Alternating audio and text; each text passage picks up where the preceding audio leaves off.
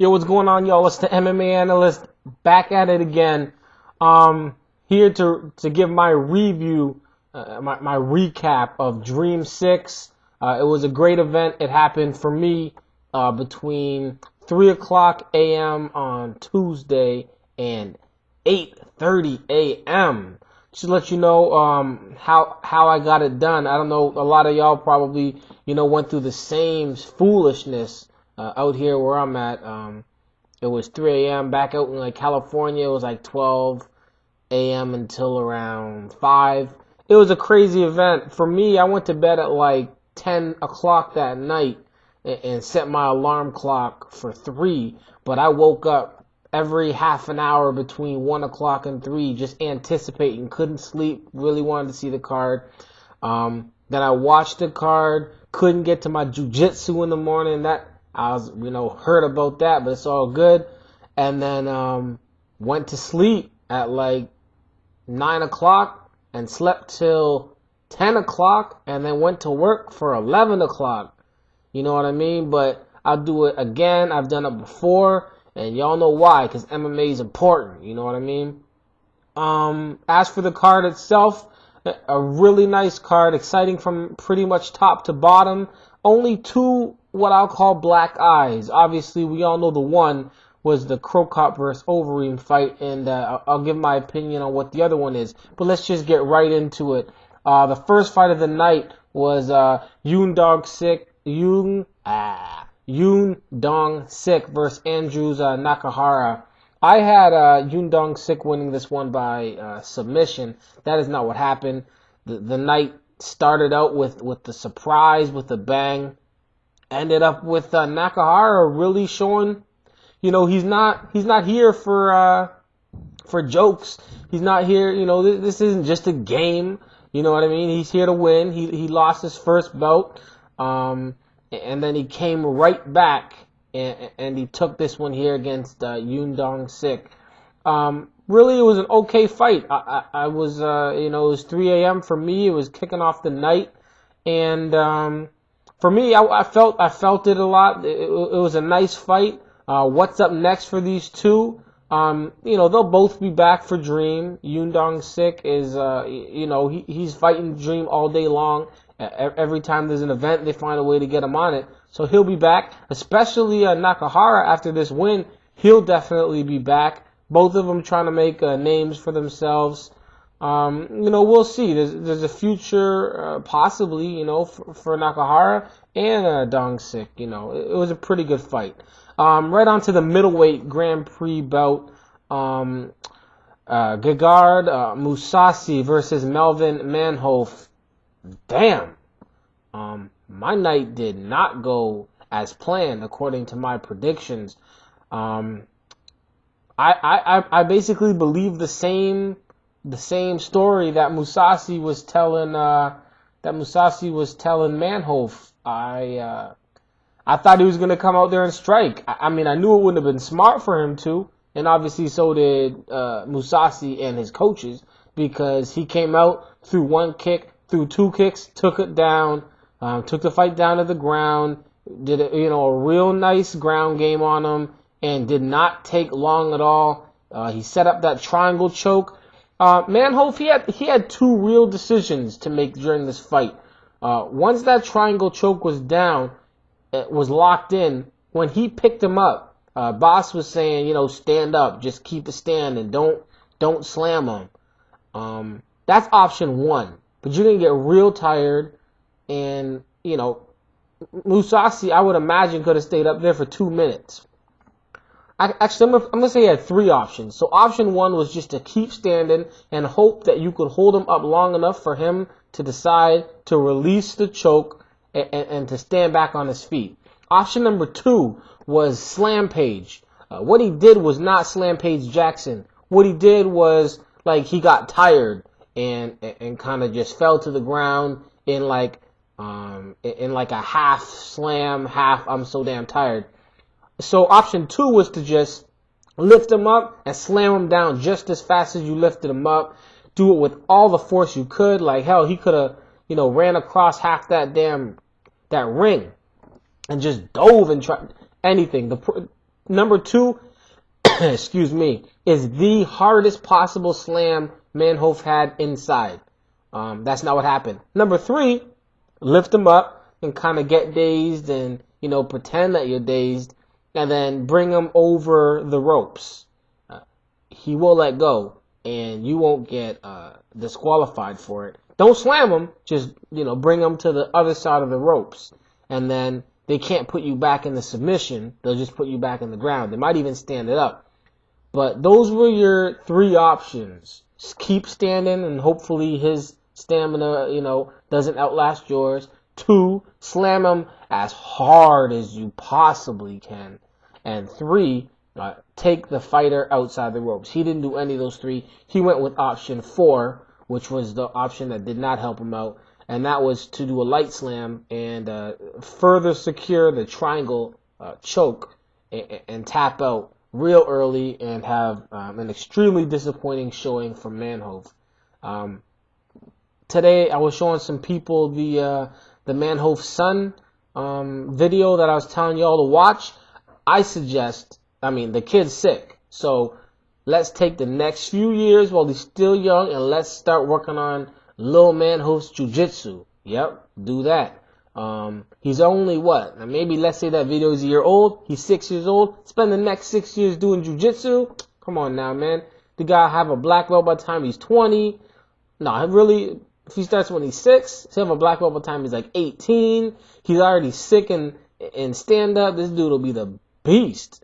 And who knows what MMA will be in 20 years, if the world's still around in 20 years. But, yeah, man, that kid will be a beast. Just get him some jiu-jitsu.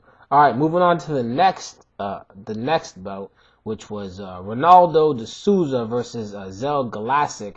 That fight did go the way I thought it would go. It went to a submission. It went to a quick submission. It went to a nice submission. A beautiful armbar. Galasic basically after the fight, he was like, my coaches told me that if I did this with my arm, and what he said this was if I put my arm on his hip, he couldn't armbar me. And I know he's talking about, we put it over here, then he can't bring the arm over, secure it down, put on the regular armbar. But you are not dealing with, regular jiu-jitsu dudes. You are dealing with, one of the top jiu-jitsu guys in the world. So it doesn't matter where your arm is. If your arm is out there, it's susceptible to the bar. If your neck is out there, it's susceptible to the triangle. Everything. If your leg's out there, you can get it. If your neck's out there, you can get it cranked. You can get your legs locked. You can get your knee barred. Everything. You know what I mean? Don't just think you can avoid one arm bar. You gotta do better than that. One thing though, Galasic was a real cool dude. Like, he was real, seemed like a real nice guy. He had his head on straight. He took the loss like a champ, took it like a man. It was a quick fight. It was an awesome submission. Definitely, this one's going to be up there for the submission of the month. It was a good submission, but we know like that Ishida one probably will win submission of the month, but that's beside the point. I didn't cover that fight, but let's just keep moving on.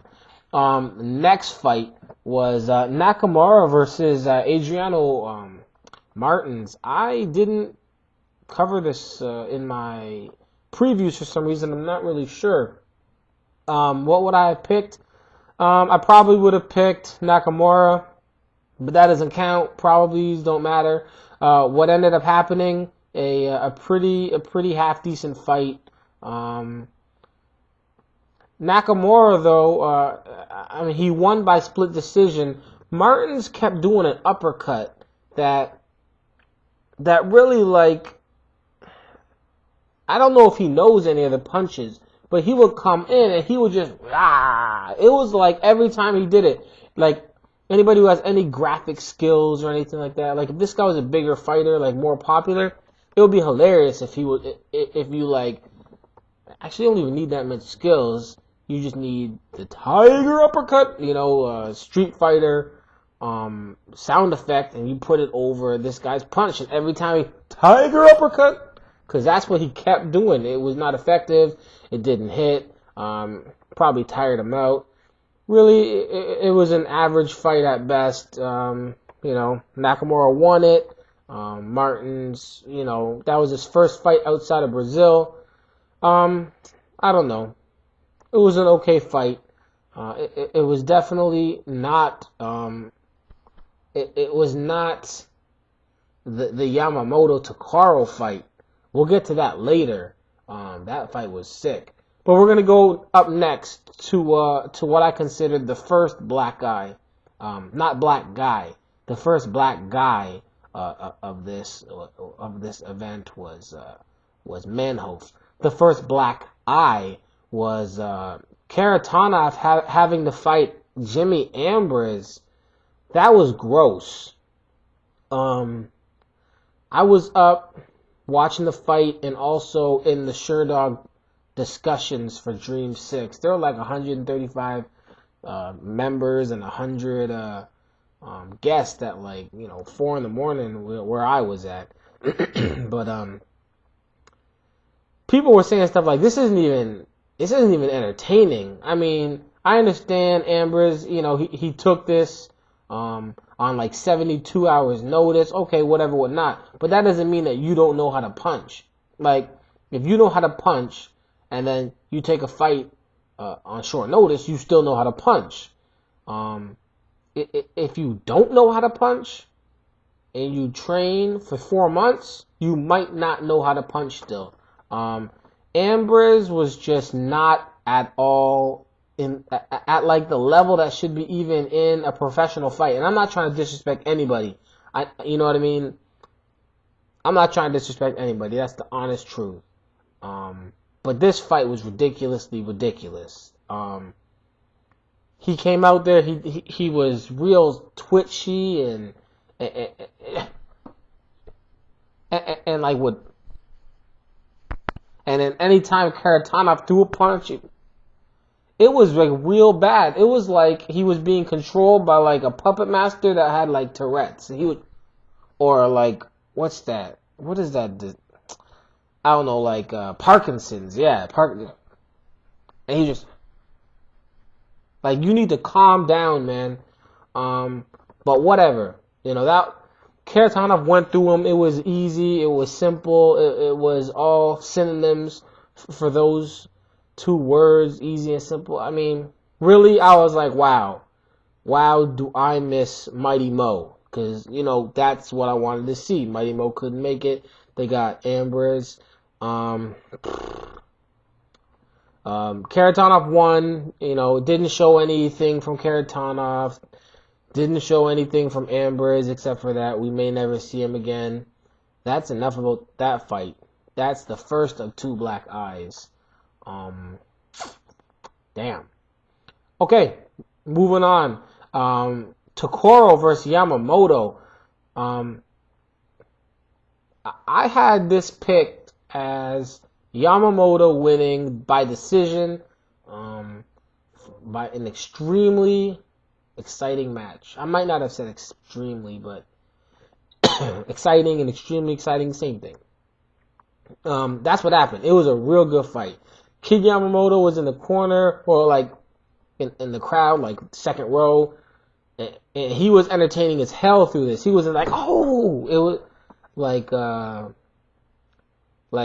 he was like holding on and like just covering his eyes and rooting and shouting out instructions. It was a real good fight. I really enjoyed this fight.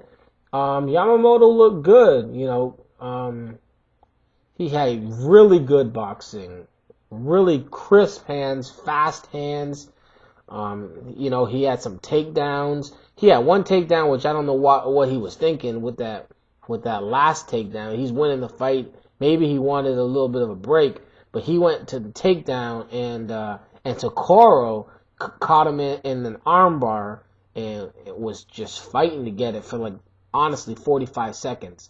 But Yamamoto really trains with Kid Yamamoto, because this dude is cocky. He's dancing around the ring. he reminded me of like kind of like Kid Yamamoto before, when he was like younger and like crazier and did all types of dumb stuff. Definitely a prospect for the future. I mean, dude's on point. Really good fight. Definitely kept me awake. Like I said, this was an early ass night or morning. It was like an early morning or like, it's like an early night or a late morning. You know what I mean? So just the times get confusing. All right, up next. The fight where I don't like talking about this kind of stuff with like fixes and stuff like that. I'm not saying it was a fix, but I'm saying if there was going to be a fix, then this would have been the fix. Funaki versus Minowa. Funaki, man, he came out looking like Mr. Miyagi's uncle. Like, he came out looking old. Like, he came out with like a tan. Like, this dude has not been doing anything but laying under the sun. Like, the rising sun, like, where's the house of the rising sun, or the land of the sun, or I'm kind of tired right now. I'm kind of messing up my my phrases and stuff. But there's the sun, something about the land of the sun or whatever. This dude looks like that's where he's from, and he's just sitting there all day and is beaten down, and he's not wearing any kind of suntan or sunburn lotion or none of that. He came out crisp and old as hell, and came down and dropped down and grabbed on the dude's leg and just straight up caught him in, I think it was a heel hook, caught him with the heel hook. Minowa what is Minowa doing coming out with boots? I mean, dude, that's dumb as hell. He came out with shoes on against a dude that always snatches up people's feet. Now, you know right well, if you want to be slippery and you want to try and get out, then you don't wear boots. You don't wear shoes. You know what I mean? That doesn't make any sense at all. That's just dumb. That's not smart planning. Like, you should have had Couture in his corner. Couture would have been like, that is not the strategy you want to take. That will get you heel hooked. And that's what happened. He was trying to get his heel hook in, and he was trying to get a hold of Funaki's heel, and that wasn't happening. And then Funaki like grabbed the toe and pushed down and turned the heel and did it all at the same time, and dude was like, ah! It was a nice little move. You know what I mean? If that was all legit, then that was all good. It was a nice submission. You know what I mean? A nice little fight. The fans loved it. Good job, Funaki. He got his first win since 1999.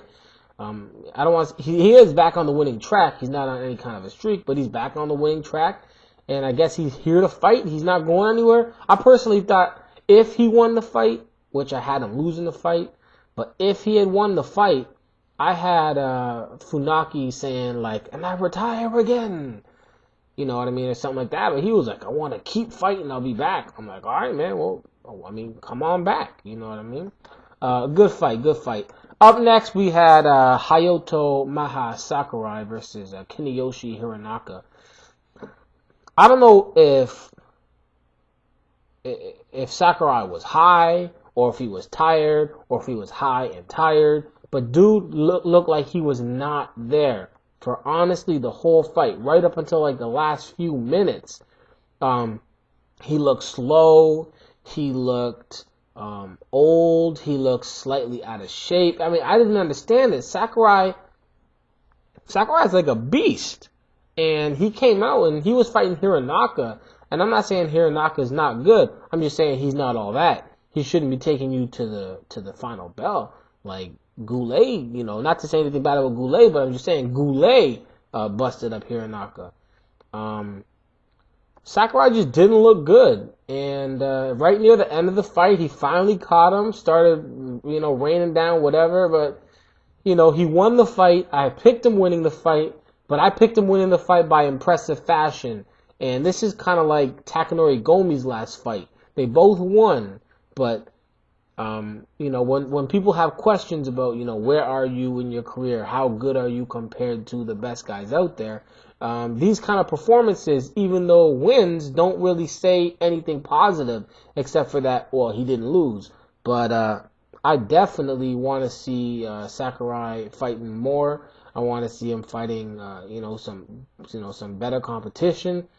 it makes me really think again about that Diaz fight. Like, I think if Sakurai would have fought Diaz the way Sakurai fought Hironaka, Diaz would have won. Straight up. Diaz would have boxed. Diaz would have put those pitter-patter soft punches. I mean, and when I say soft, I mean he's not doing like, you know, them screaming like what's that? Ricky Hatton. He not doing that. He just kind of and he just does that for a while, and then he'll take it down, submit you, or hit you more, or whatever. You know, soften up the face, soften up the body. He really takes that to heart. Diaz does. Same with his brother. But anyways, the point is, Sakurai versus Diaz, Tuesday that just passed, like yesterday, Sakurai would have lost that. Unless he would have shown up with a different game plan and awake and not on drugs. Not to say that he's on drugs, because he probably wasn't. Moving on, though. That was a good fight, regardless, just because I like Sakurai. He won the fight, but I want to see more from him. Alright, up next. Yo, Asia, like, Japan, stop hating on Akiyama. I don't know what this dude did. The Japanese fans will sit in silence. They will sit quiet. You can't get up. Like, this isn't like a baseball game or a hockey game or a football game or a basketball game. Like, if you get up to go to the bathroom in the middle of a fight, everybody will know. Like, if you move that chair and you make that screech sound, if you make that sound, I'm going to try. Yeah, that right there. If you make that sound right there, everybody in the stadium will be like, who's getting up? They have respect. Like, you wouldn't even know. They'll sit through the most boring fight and won't say nothing. And then somebody will throw a punch and they'll be like, ah. These guys cheer the, like, smallest accomplishments. And if you lose a fight, but you fought, they don't even care that you lost. They're just like, you fought, and therefore you are a champion in our eyes. You are somebody that we adore and look up to just because you had that Bushido spirit, that warrior ninja spirit, that Shaolin. Like, that's how they are. They just love fighting. Except if you're Akiyama. I don't know what Akiyama did. I don't know who he killed. I know he had that little sticky, slippery situation, but it couldn't be all. It can't just be that. It can't just be that. Akiyama came out here and he fought Tanuka.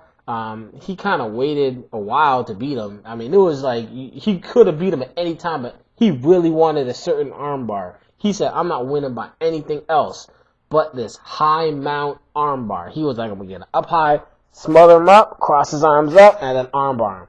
He tried that like 5 times. The guy got out, and he tried it again. Guy got out, tried it again. He could have beat him any way he wanted, multiple times through the fight, and he said, no, I will not win by anything else but this armbar. Akiyama came out with his boys, all of them lined up. I forget what the song is, but it was like it's a real like singy, chanty type, real nice little song. And he's holding hands with the 2 dudes beside him. And they all like line up and walk together. It was kind of tight. It was funny and tight. But the audience was booing him, man. They booed him when he fought. They booed him when he won. They do not like Akiyama. Yo, Akiyama better have bodyguards. Those dudes beside him should have been wearing bulletproof vests. He should have been rolled up in the Pope Mobile because they hate Akiyama. I mean, it's hard enough if like one dude hates you. Like, let's say one guy hates you and you got to avoid one guy. That's tough. But when, you know, 1 billion people don't like you, when all of Japan doesn't like you, good God, that guy has it tough. I feel sorry for Akiyama because he's a good-ass fighter. Top 10. Maybe top 7. I don't know. You know, bring him over to the UFC. The UFC fans in Mississippi, UFC, Mississippi, those guys will like Akiyama more. They'll cheer Akiyama against Matt Hughes more than the Japanese fans.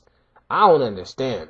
The Akiyama hate's gotta stop. Anybody out there, if you know anybody Japanese in Japan or anywhere in Asia, tell them stop the hate. Tell them stop the hate, man. It's out of control. Akiyama won. He beat Tanuka. Nice fight. Beat him by armbar. We're gonna move on. Stop the Akiyama hate, though. Moving on. Stop it. Aoki, my man, versus Todd Moore. These last two fights, it was like, top fighter versus not fighter. Like, not top fighter. They're all fighters, but not top fighter.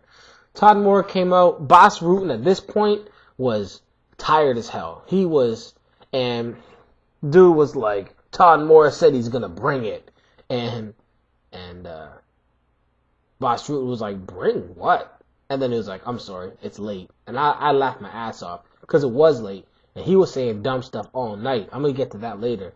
But he even had to apologize for that one. But we all knew what was going to happen. Todd Moore, I respect you as a fighter, but what are you going to do as a wrestler against Shinya Aoki? What happened? Exactly what happened. Aoki came out, tried to take down, ended up getting his back, sat him back in the corner, put around that, sat him down, got him in the rear naked choke and cranked his neck to the side, was like, sleep. And that was that. Quick fight. Aoki, looked good. Then he came out with more Akiyama hate, man. Talking about, what was he talking? He was talking about Michael Jackson, and he wants to go to Never Neverland, and just weird. I think what he was saying was that Akiyama is like Michael Jackson, and they're gonna have a tango in Never Neverland, and he wants to fight Akiyama. And some crazy stuff like that, man. I don't know. That was dumb, Aoki. This is the first thing I completely disagree with. You are talking some foolishness right there. Falling for the hype, for the Aoki love and the Akiyama hate, and you put them together and you came up with that ridiculous concoction of foolishness.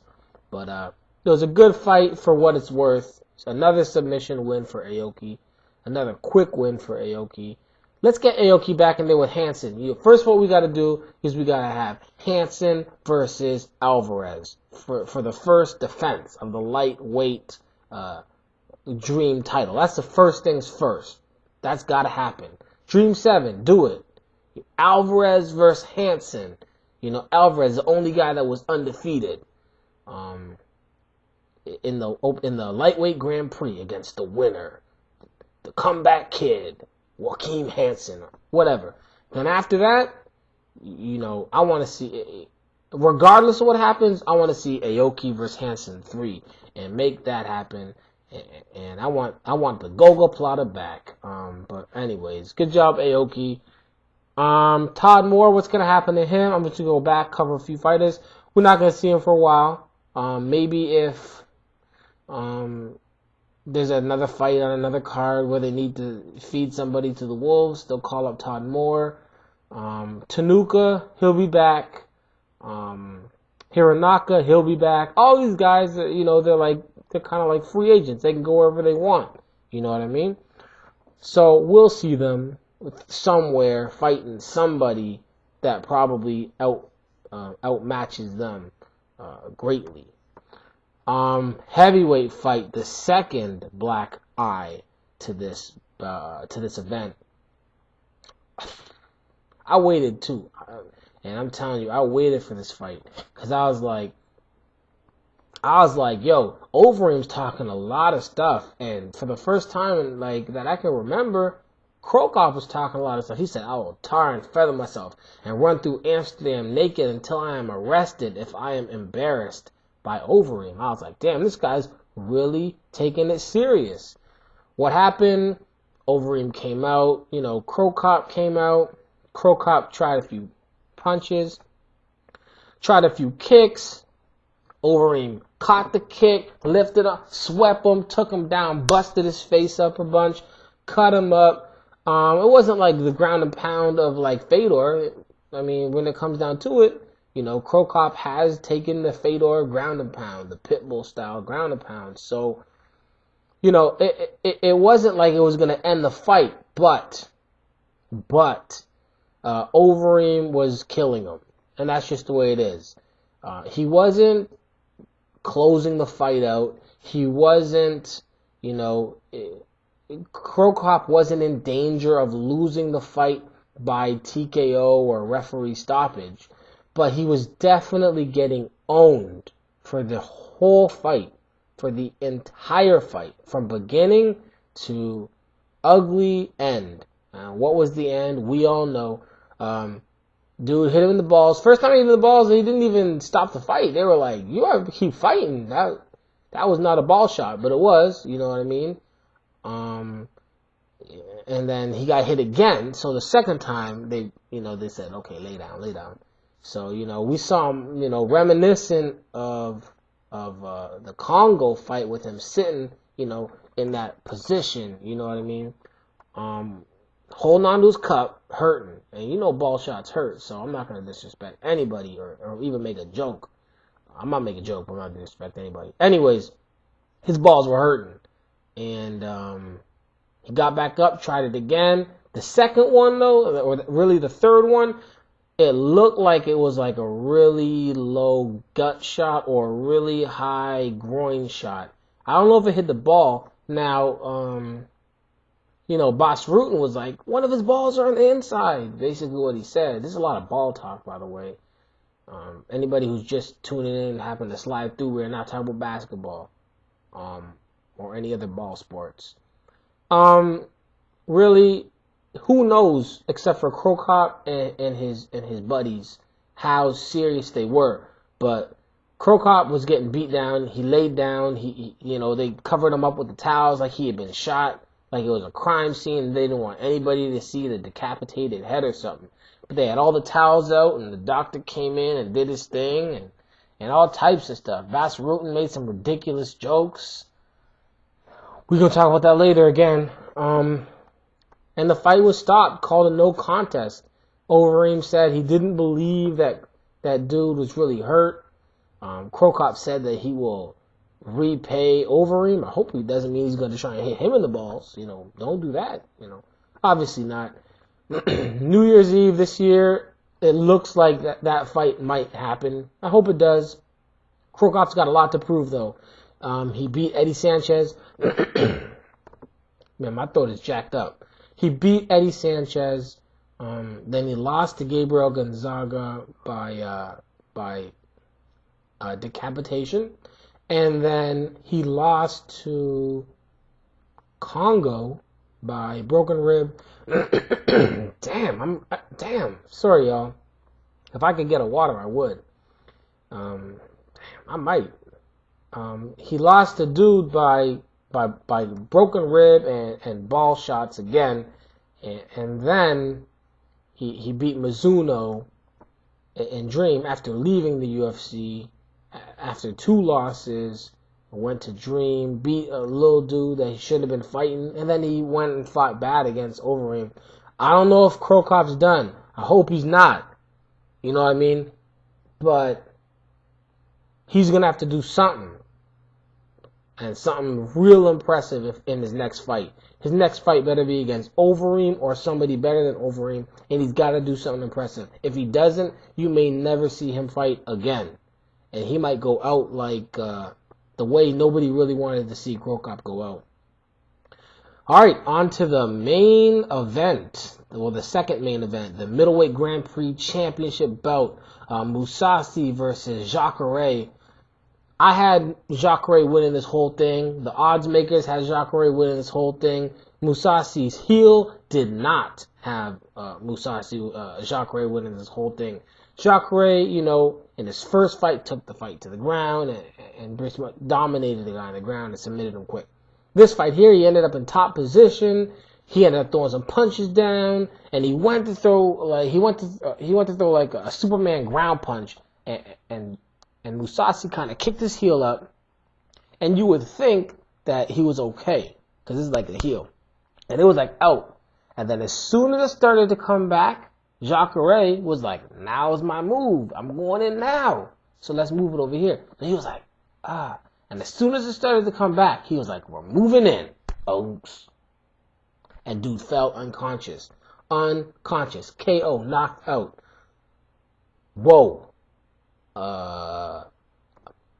I don't think there's been an Upkick KO. There have been Upkick dazes, Upkick that basically, one dude, I forget who it was, he upkicked him, fell into the triangle, and then that was it. Or Upkick like Okami got upkicked illegally from Anderson Silva, but he still wasn't knocked out. Anderson Silva believes he could have kept fighting, but just wanted to get out of the fight. There have been many up kicks that caused the end of the fight in the near future, but never have I seen an up kick that ended the fight. He fell unconscious.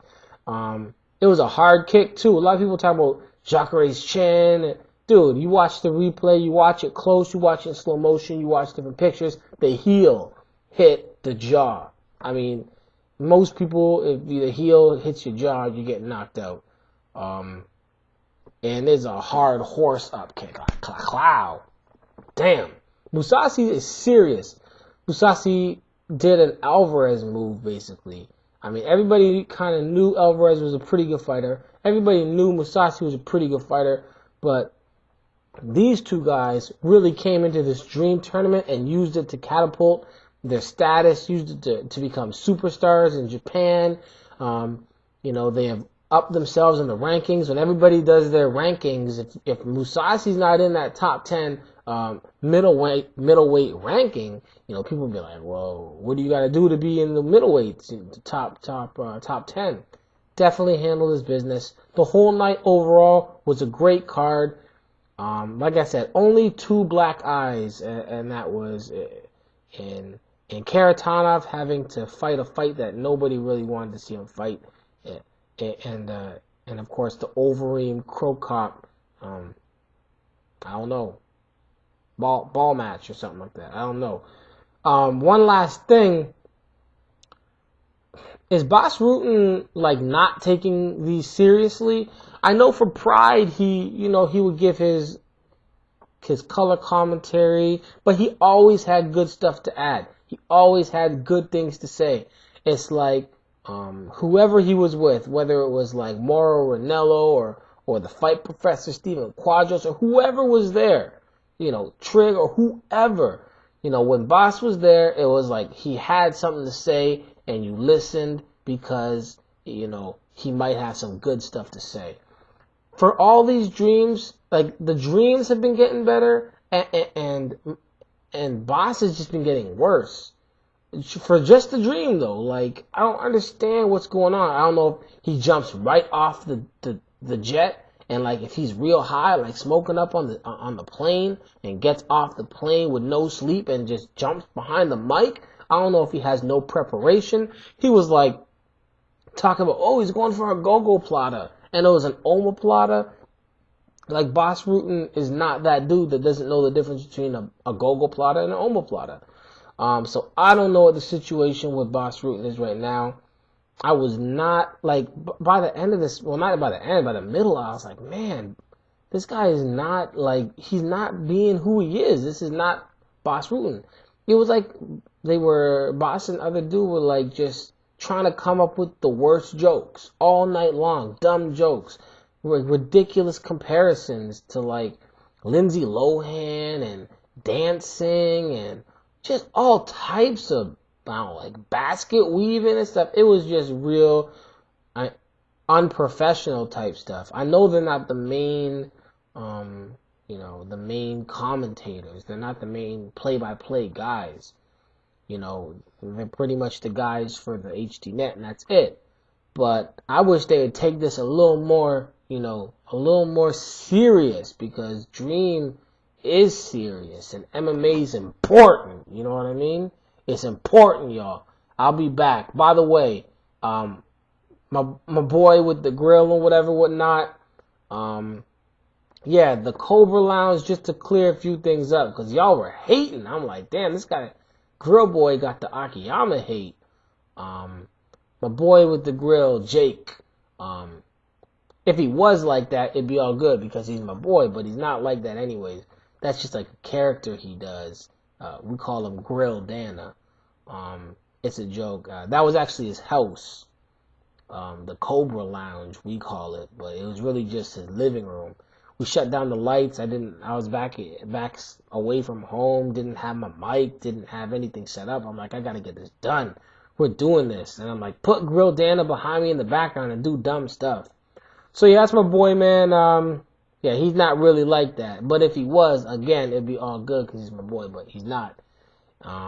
If you want to check out, just for the hell of it, like who the guy actually is, you can check out, like, type in Detroit and then look at like the third video that shows up on YouTube. It's like, I don't know, it's just like Detroit in his bump. It's called Bumpin' Runner.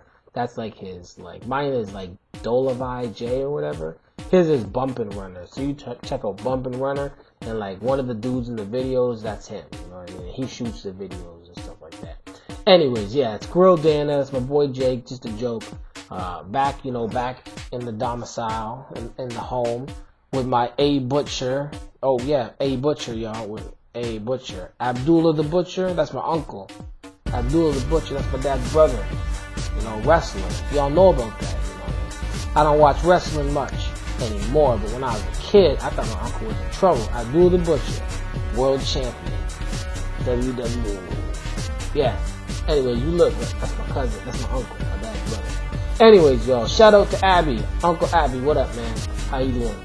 Out in Atlanta, Georgia. Abdullah's House of Ribs and Chinese food. Check it out if you're ever in Atlanta. Anyways, y'all, I'm rambling on. I said it before, I'll say it again. MMA is important, y'all. Peace.